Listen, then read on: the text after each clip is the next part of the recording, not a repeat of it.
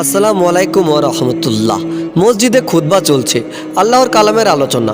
হঠাৎ পিছনের কাতার থেকে এক উদ্ধত কণ্ঠ, হুজুর অনেক হয়েছে, এবার শেষ করেন, নামাজ পড়ান। ভেবে দেখুন এই স্পর্ধা কার সামনে? চায়ের দোকানে ঘন্টার পর ঘন্টা আড্ডা দেওয়ার সময় আপনার আছে, কিন্তু আল্লাহর ঘরে 10 মিনিট বসার ধৈর্য নেই। এটি কেবল সময়ের অভাব নয়, এটি আপনার ভিতরের বিষাক্ত অহংকার।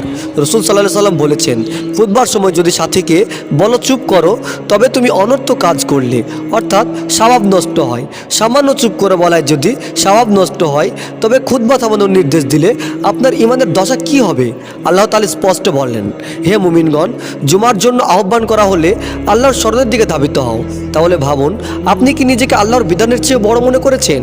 আজ আমরা কোন দলে?